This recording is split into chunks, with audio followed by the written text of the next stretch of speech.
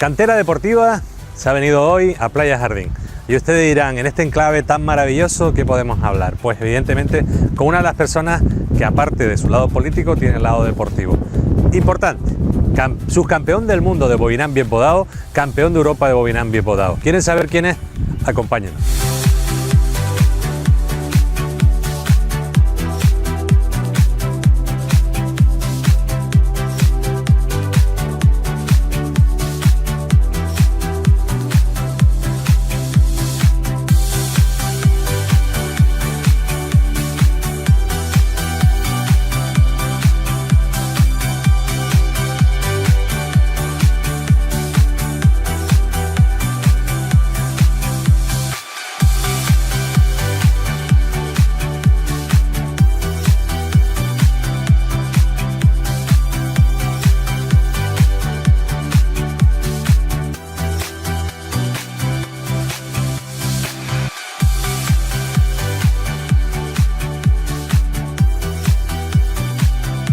Él es Pedro González. Pedro, ¿qué tal? Muy bien, encantado. En las entrevistas que estamos haciendo habitualmente hablamos de todo un poco, ¿no? Y queremos partir precisamente de los inicios. Y tus inicios no fue solo precisamente del Bobinam. Yo me acuerdo en las entrevistas que hacíamos a Archipiélago Televisión en aquella época que, vamos, que nos complementábamos perfectamente porque tú llevas la parte toda de artes marciales y demás. Iniciaste con otro tipo de actividad, era ¿no? VHS y en blanco y negro. ¿Te acuerdas, no? ¿Qué era? ¿Kwankido era? No, bueno, yo estuve como todos los niños, al principio en karate, después estuve en Kwankido, en esa época era Kwankido, y ya había hecho algo de pie podado, y en el 95 lo dejé los demás y me centré única y exclusivamente en el Bobinam pie podado. Pero ¿cómo te iniciaste en el mundo de las artes marciales? Bueno, pues como por casualidad, un chiquillo con 14 años que iba con otros dos amigos más al gimnasio, creo que estaba la semana que estábamos en el gimnasio, bueno, pues, para intentar ponerse uno en forma o sacar un cuerpito y estas cosas. Y un día no veía a mis amigos, ¿dónde están estos metidos? No los veía, buscándolos, y me los encontré que estaban en una clase. ¿La clase de? De Kwankido con el maestro Patrick Levet, sí, y el maestro Olivier Godefroy. Daban los dos juntos clase y entonces, pues, eso no sé si fue un viernes, y el lunes siguiente, pues lo que hice fue probar. Y al final me enganché, desde el 90, eso fue en el año 89, si no recuerdo mal. Y desde el 89 hasta la fecha. Hasta la fecha. Que bueno, que ya no entreno como antes. Creo que salta a la luz, pero bueno. ¿Y por qué el Bobinam bien podado? Que por cierto, no lo conocía nadie y lo sacamos nosotros en aquella época. Bueno, porque me pareció muy completo, además enfocaba todas las distancias de combate, trabajaba también la parte tradicional, era y es muy efectivo, tenía también una parte deportiva, que eso a los jóvenes pues siempre les llama la atención, y después sobre todo era pequeñito y flaquito, y los vietnamitas son pequeñitos y flaquitos, con lo cual para mí se adaptaba perfectamente. Yo me acuerdo que incluso cuando hablábamos del Bobinam bien podado... También porque nos lo pasamos bien. Sí, claro, si no es que sería imposible, ¿no? Yo me acuerdo que cuando hablábamos del Bobinam bien podado, decía, esto no lo conoce nadie en Salva, pero no pasa nada, esto es un deporte que va a tener mucho auge. Sí, y lo tuvo. Y lo tuvo, lo tiene. Bueno, lo tiene. Y las competiciones son muy importantes, y en el Puerto de la Cruz se convirtió en un referente, no ya europeo, sino a nivel mundial, es decir, hablar del Bobinam en Europa era hablar del Puerto de la Cruz, y eso era principalmente porque tuvimos la fortuna de tener en el puerto a un maestro como el maestro Patrick Levet, y después porque teníamos un equipo de personas que trabajaba muchísimo, viajábamos a las competiciones, además se sacaban buenos resultados, el nivel era muy alto, y después se trabajaba administrativamente mucho para que tuviera el realce que tenía.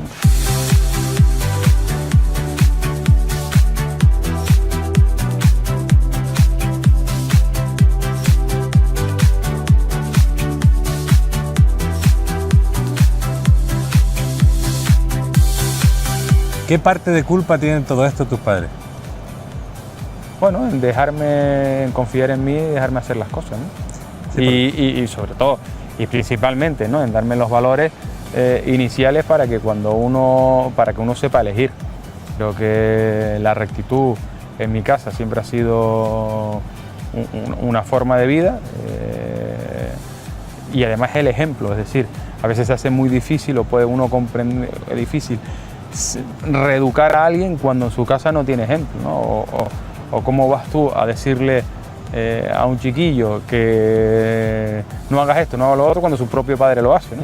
Como en mi casa yo tenía muy buenos ejemplos, que eran mis dos padres, pues, bueno, aunque yo me puedo un poco desviar, creo que más o menos he salido algo bueno, ¿no?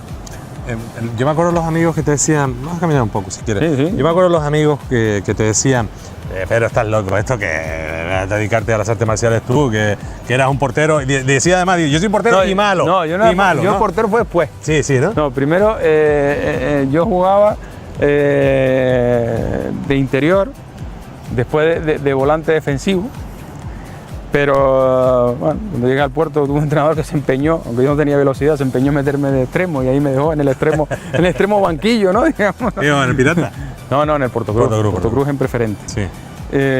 Y después, cuando ya jugué a fútbol sala, que era ya en la universidad o en los distintos campeonatos que había, bueno, pues yo creo que el entrenamiento que había tenido en las artes marciales pues me ayudó a tener reflejos, a no quitarme cuando se te tiraban encima. Bueno, dicen que algo paraba, más bien con la cara y esas cosas. Yo dije esto de malo porque lo decía él, no yo. Dice, no, yo soy malo. No. Pero yo en realidad nunca he dicho que sea malo, sino todo lo contrario. Entre otras cosas. Yo de dentro no me veía. ¿No? Porque me acuerdo de jugar un partido. ¿Tú no te acuerdas de un partido que jugamos de fútbol sala contra los políticos, periodistas y tal, en el pabellón? ¿Te jugaste de portero, era?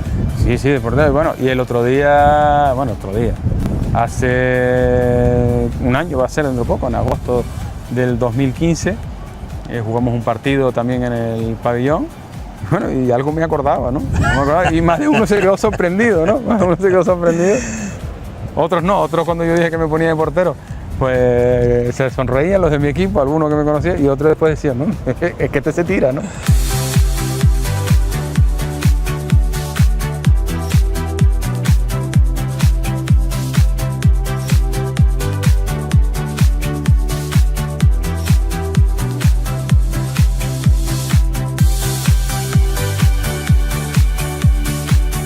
Aparte de ser subcampeón del mundo, campeón de Europa, yo le voy a hacer una pregunta directa, porque no es lo mismo ser competidor que ser presidente. Y presidente del Bobinam Vivo Dado España, lo tienen aquí también. Se llama Pedro, también. ¿Es más difícil una cosa que la otra o...? Más complicado ser directivo, ¿no? Complicado. Competidor, lo único que tienes que preocuparte es entrenar. Y es la parte, además, que más satisface a uno, porque entrenas, haces lo que te gusta y no te tienes que preocupar de nada. Bueno, en nuestro caso, como no era un deporte subvencionado, pues nos teníamos que preocupar de sacarnos el dinero de los pasajes y del alojamiento para poder ir a competir, ¿no? Y me acuerdo cuando fuimos a Vietnam, pues alguien que además estudiaba, pues tuve 2 años ahorrando para poder ir a competir. Hoy en día no les pagas la gasolina y se quejan, ¿no? Es una por cosa... cierto, vino pálido, que me acuerdo que estaba en el programa, que cogiste algo, ¿no? ¿Fue una enfermedad o...? No. El agua, el calor... En el 98 en Vietnam, el turismo estaba acabante de iniciarse. Tenía las condiciones de un país recién salido del comunismo, en el que estaba cerrado al mundo y que se tenía pues los medios higiénicos que se tenían, ¿no? O sea, uno, por mucha profilaxis que utilizara, de no beber agua de corriente, de no utilizar hielo, de tener cuidado con lo que se comía, pues siempre al final, nada más que la climatología, el cuerpo tiene que adaptarse. Pero bueno, lo llevamos bien. Sí. Y los mosquitos aquello era algo terrible, todo, ¿no?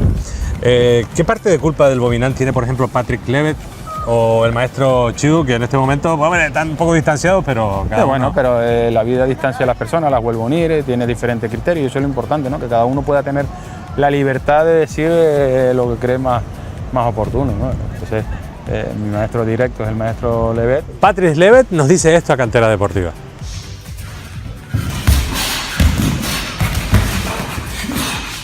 Un saludo para Cantera Deportiva.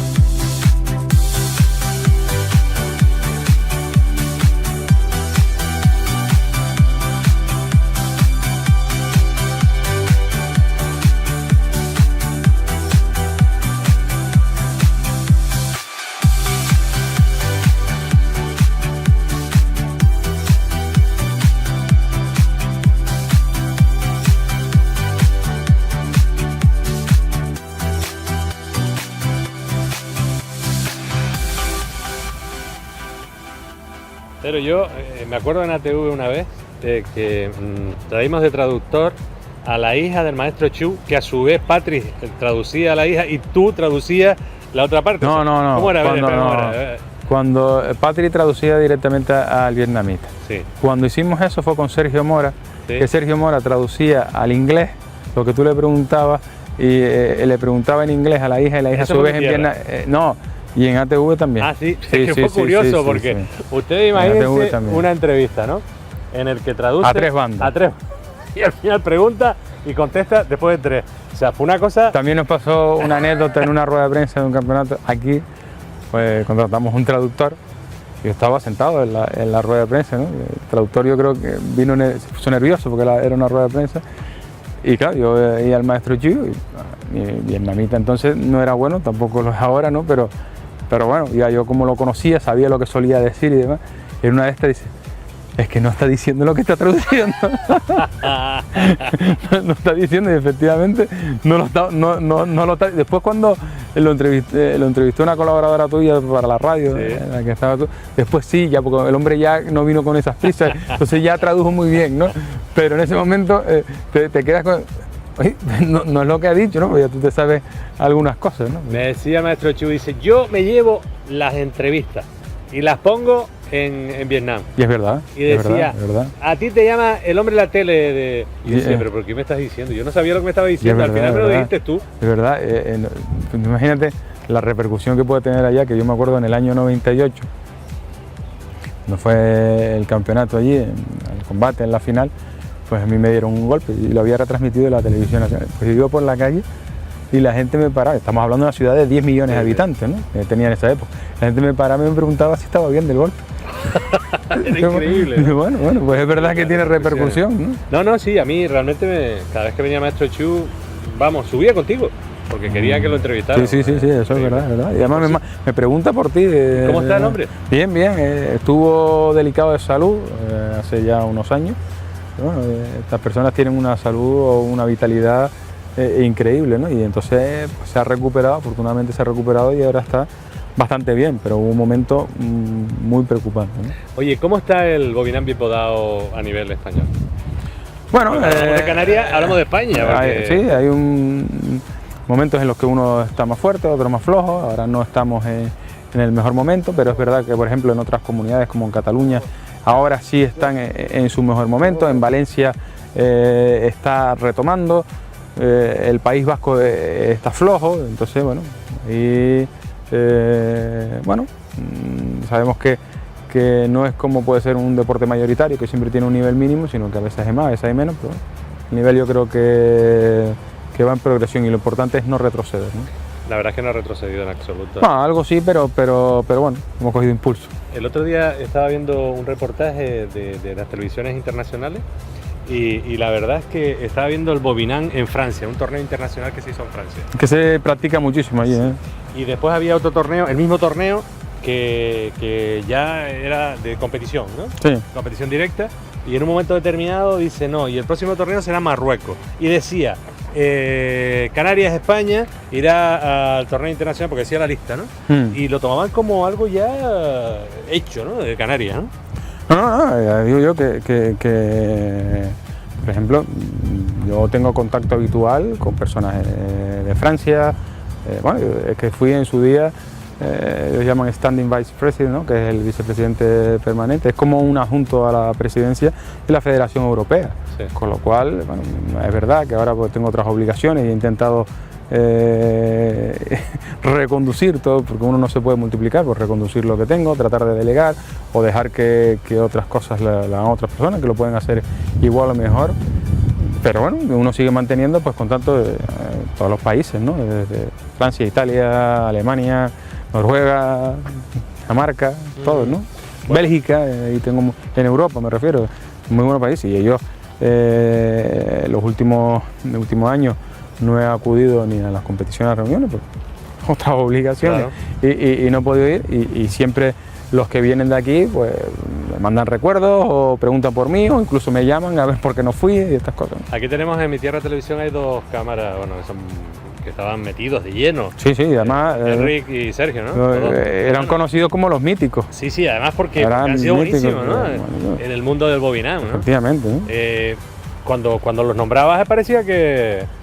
No, y además el trabajo técnico de los hermanos Mora Hernández es sobradamente conocido, ¿no? A lo mejor ahora llega alguno jovencito que va saliendo y no sabe, pero bueno, en cualquier país del mundo que se practica bobinam, pues es que además no tienes más que mirar el palmarés y ya queda claro. Es Vamos a decir, por ejemplo, ¿qué palmarés pueden tener Sergio y me acuerdo en campeonatos de Europa en participar en 6 categorías, sacar 6 oros, ¿no? 6 euros en 6 categorías. Por ejemplo, ¿no? Después me viene a la cabeza la película de Guardian, ¿no? Cuando decía que había el protagonista que tenía todos los récords, la pizarra, pues más o menos similar, ¿no? Los jóvenes que llegan ahora llegarán y dirán, ¿quiénes eran esos, no?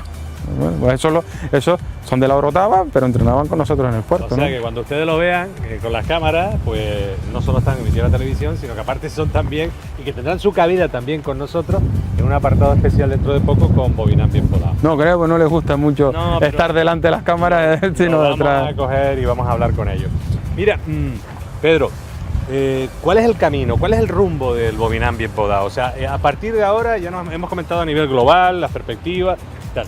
Pero, ¿cuál es el rumbo, el camino? Ahí se produce una dicotomía, ¿no? Porque hay un sector que defiende que hay que promocionar el arte marcial y la mejor forma de promocionar el arte marcial es la competición. Y entonces, pues, adecúan los métodos de entrenamiento, las reglas a que sea más vistoso, más llamativo y muchas veces, a la especialización de determinados artistas marciales a una categoría concreta de competición. Y después hay otro sector, que yo ya me pronuncio, a mí me gusta un poco más, que está dedicado quizá porque me hago mayor, ¿no? Claro, y no estoy para competir, como todo. No, pero, que está dedicado a la efectividad, que el bobinam es muy efectivo.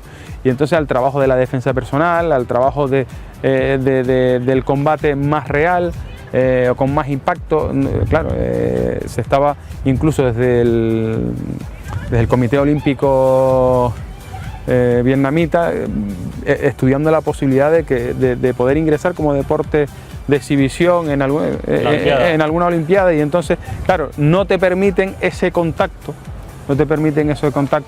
que se puede tener en el combate previsto de bobinam, y por tanto a veces limitas la capacidad real que pudiera tener el deportista, ¿no? Pero bueno, yo soy de los que defiende también, diciendo, como dije antes, que me gusta más el que es efectivo, el que está dedicado a la defensa personal.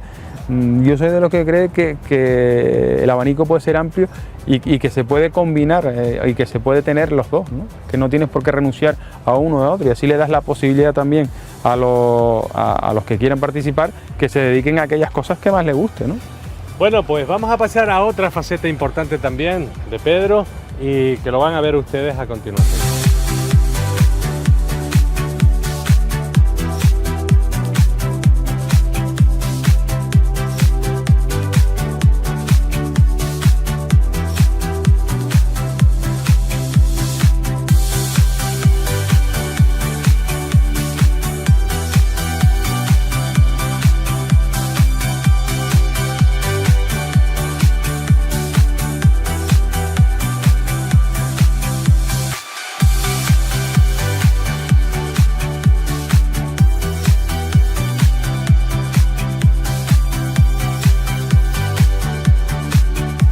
Bueno, Pedro, cambia tu vida, te casas, tienes crío, una niña preciosa. Salió la madre, afortunadamente. Bueno, la mezcla de ambos, la mezclanza es importante. No, donde se ríe se parece al padre, ¿no? ¿Y en qué cambia tu vida? Hombre, cuando uno tiene hijos cambian todo, ¿no? Es decir, ya las prioridades no son las que te pudieras haber marcado antes, ¿no? La prioridad la marca los hijos que uno tiene, es decir, los horarios, todo, absolutamente todo, ¿no? Sí, y aparte... Bueno, tú lo sabes mejor que yo. ¿Qué te lo diré? ¿Qué te voy a decir? Entonces, sabes que uno a lo mejor antes decía, bueno, pues si te ibas de paseo a tal hora, a partir de ahora, a partir de entonces, vas de paseo cuando la niña quiere ir de paseo, ¿no? Si vas ¿Quién así, manda en tu casa? ¿la niña? La niña seguro, ¿no? Está claro. Como en todo. Claro. Y aparte nosotros siempre tenemos la última palabra, que sí, cariño. Bueno, que sí. todavía es pequeña y todavía se le puede dejar que no. Donde hay que poner orden y disciplina, se pone orden y disciplina, ¿no? Pero bueno, es la que manda. ¿Conoces a tu mujer precisamente haciendo deporte? Sí. ¿Sí? Gimnasio. En el gimnasio, transcurre el tiempo, ¿qué tal? Bien, muy bien. Bien. Bueno, yo estaba seguro cuando la conocí, aunque me hice de rogar, como diría alguno, ¿no? Pero bueno, no, nosotros tuvimos un noviazgo largo, cada día mejor, al final nos casamos y cada día que pasa mejor, ¿no? Y bueno, es la persona con la que quiero estar el resto de mis días. Sí. ¿Y te influye el hecho de tener la familia en el entrenamiento, o en el bobinán, con el deporte en sí? Hombre, me influye ahora más que la familia, que yo he tenido la fortuna de que siempre me ha apoyado y siempre que me ha echado una mano a la hora de entrenar, incluso en las cuestiones federativas y demás, me ha echado una mano, pero sobre todo lo que influye ahora es las obligaciones que uno tiene, ¿no? Que te limita la posibilidad de entrenar. Hay que tener en cuenta que cuando, no solo ya por la edad, sino que cuando uno competía, yo llegué a entrenar en épocas de competiciones, sobre todo las 6 últimas semanas, que cuando te pones la puesta a punto, entrenaba 5 horas diarias, ¿no? Quitando el domingo que descanso. Hoy en día, trabajando, eso es absolutamente inviable, ¿no? No, de ninguna de las maneras. Sobre todo si no eres un deportista profesional, ¿no? De vez en cuando sé que te vas para el hierro, Menos de lo que quisiera. pero ahí tienes a tu madre y a tu padre. Ellos se van bastante para allá. Vienen que tienen la nieta, ¿no? Evidentemente, claro. ¿no? Y de vez en cuando pues aprovechen a los hijos, Y ¿no? la descarga que es el tener a veces, tener que hacer cosas y tener a los abuelos, ¿no? Yo creo, no lo digo yo, lo dice hasta el Tribunal Supremo, pero que los abuelos son una buena influencia para los nietos. Y en este caso yo tengo la fortuna de que tanto mis padres como mis suegros pues son una buena influencia, no solo para mi hija, sino también para nosotros, ¿no? Porque son personas a las que tú puedes tomar como ejemplo. Tu madre es profesora jubilada ya, ¿no? Sí, jubilada. Y Pedro, mi tío Pedro, que es el tío más rápido que he visto yo jugando a la pelota. Fíjense, Era muy explosivo. El numerito era rápido, pero él era, yo lo vi, yo tuve la suerte de verlo jugar y la verdad es que me divertía muchísimo, porque además se reía de mí. Yo lo vi una vez pintando y me quedé sorprendido. Me llevaba 10 metros, o sea, en carrera de 50, 60 metros me llevaba 10 metros. Fíjate tú si era rápido. Yo, por ejemplo, no era rápido, no lo fui nunca. Bueno, en combate a lo mejor sí, pero jugando al fútbol no era rápido y era más de los que hacía kilómetros, ¿no? Sí. Yo era el Vini Sangüe. Mire, Pedro y yo hacíamos charlas a los niños, en este caso a los jóvenes, en el Instituto de la Guancha. ¿Qué recuerdos, Pedro? Muy bien, bueno.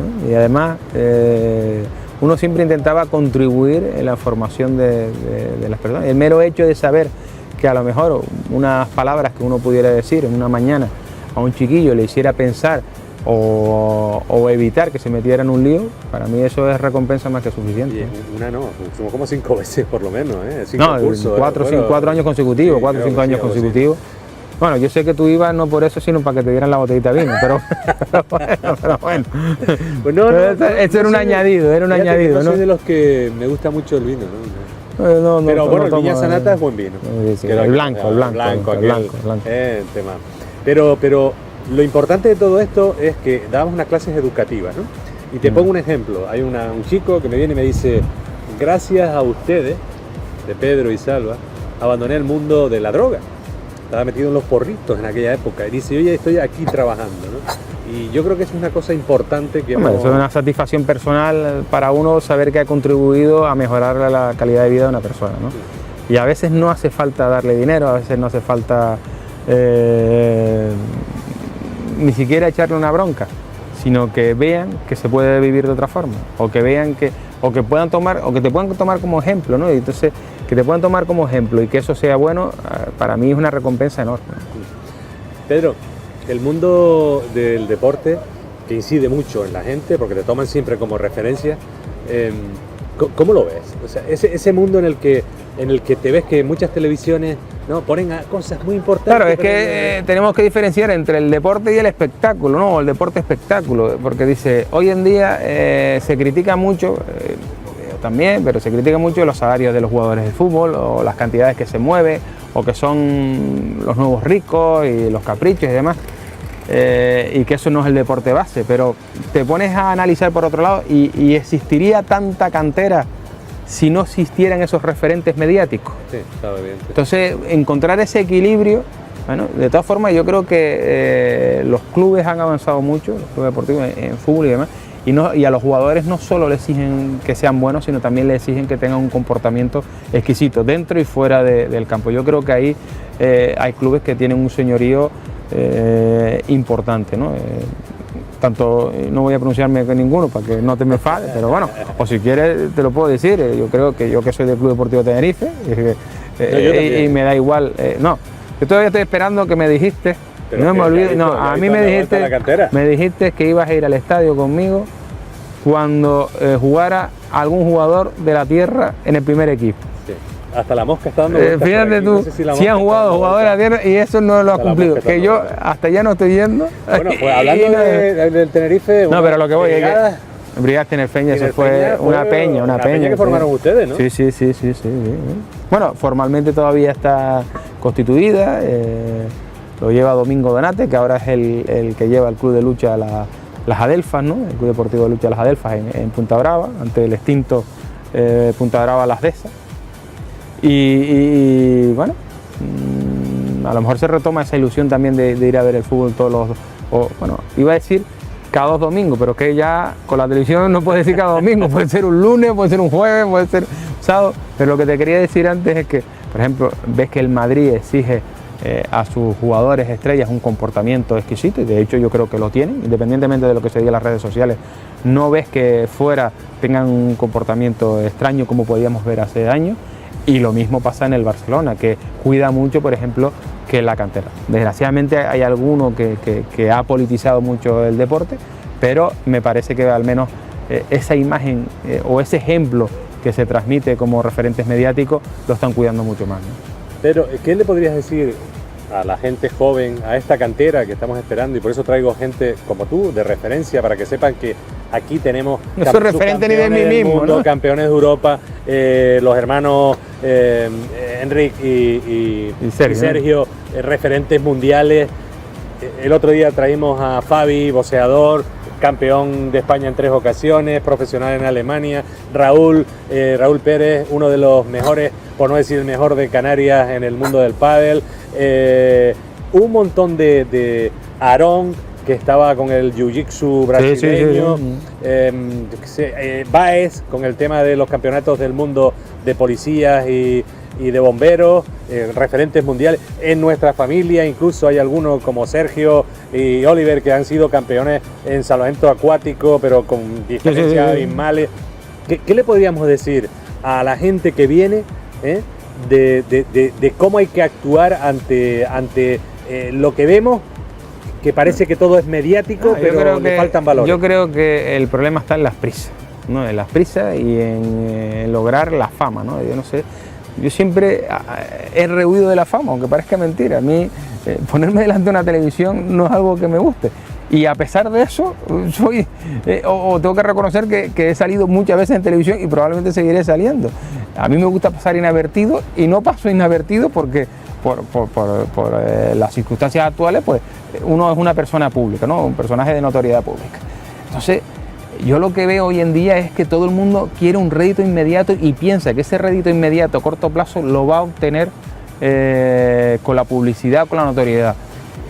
Claro, quizás es que el ejemplo que tiene son algunos programas que llamamos de telebasura, que efectivamente lo tienen, pero yo creo que en la vida las cosas no se consiguen fáciles, ¿no? Ya decían que si querías rosa, prepárate para las espinas, ¿no? Entonces, el camino siempre es de esfuerzo, de perseverancia y sobre todo tener un caminar recto, ¿no? Y tener la cabeza muy alta y, como se dice, ¿no? Que no hay mejor almohada que una conciencia tranquila. Y uno teniendo la conciencia tranquila, las cosas salen. Y yo algo que aprendí hace muchos años, hace muchísimo, es que mi cuota de ego está totalmente satisfecha, ¿no? Y vive uno más tranquilo. Y lo que a lo mejor aprecio, quizás estoy equivocado, pero lo que quizás aprecio los jóvenes es que buscan el reconocimiento social inmediato, de forma mediática, es decir, ven cualquier cosa y con el autorretrato, ¿no? O el selfie, sacándoselo de forma inmediata para hacer ello, para demostrar ante los demás que soy alguien. Oiga, si eres alguien no necesitas demostrarlo, sale solo. Ya. Pues Pedro, yo sinceramente creo que es una de las entrevistas que más he gozado, más he disfrutado, porque hemos dicho realmente lo que hemos visto, y como te conozco desde pequeño, a mí no me puedes decir nada que no conozca ni sepa de ti, con lo cual hay un factor que ayer hiciste de pregonero de las fiestas de tu barrio. Sí, un orgullo. A mí realmente, y tú sabes que no soy pelota, si tengo que decir algo lo digo. No, bueno, y has sido crítico conmigo cuando tienes que hacerlo, pero a mí eso me parece que es normal, ¿no? Me encantó.